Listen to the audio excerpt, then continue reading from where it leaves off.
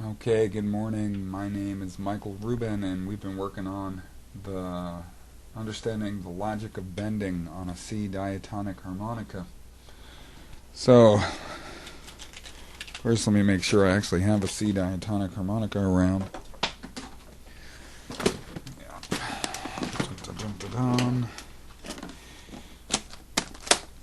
There's a shout out to Hal Iwin and CustomHarpCases.com. This is my favorite case I've ever had, without a doubt. So,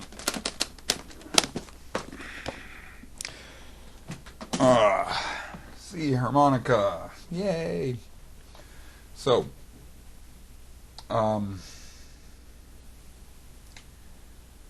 two rules of bending.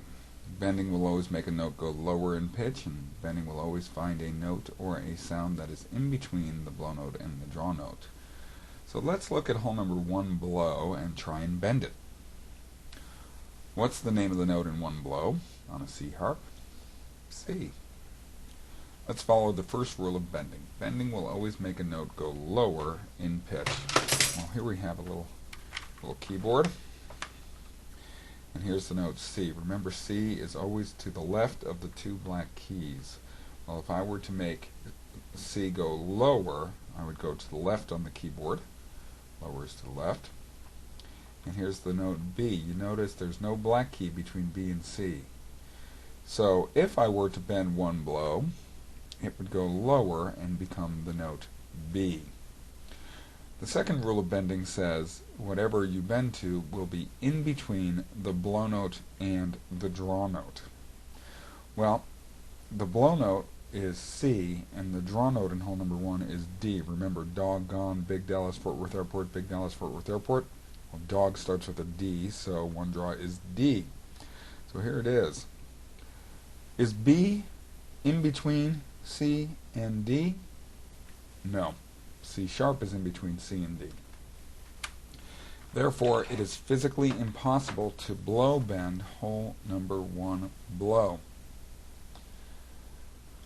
Now, there is a physics reason for this, and maybe one day I will give you my understanding of the reason, but I would recommend instead you go on HarpL and ask for the physics reason. If you don't know about harp-l.org, it's a great resource. It's a chat room on the internet for harmonica. And there's somebody there who can explain the physics a lot better than I can. Now, let's try and bend hole number 1 draw. 1 draw is the note D. Well, let's find a D. So if this is C, this is D. So I'm going to define D in terms of its relationship to either the 2 black keys or the 3 black keys. D is in the middle of the 2 black keys. So here's D, and if I made it lower, the next note lower is D flat, otherwise known as C sharp. For a review of the notes on the keyboard, check out lessons 2, 3, and 4. So that's the first rule of bending. Now the second rule of bending says that this note will be in between the blow note and the draw note. Well, the blow note is C and the draw note is D. Is C sharp in between C and D? Yes, it is. Therefore, you can bend D down to C sharp. Can you hear it? So, let's talk about what this means, what this teaches us about the entire harmonica. The first thing, in the last video I talked about how from holes 1 through 6 the blow notes are lower in pitch than the draw notes. In holes 7 through 10 it reverses. The draw notes are lower in pitch than the blow notes. So what we tried to do, we tried to bend 1 blow, which is the lower of the 2 pitches between the blow and the draw. And we discovered that we couldn't follow the 2 rules of bending because when we took, if this is C and this is D, when we took that C and tried to bend it, it went down to B, which was not in between C and D. But then we went to the higher of two pitches, D.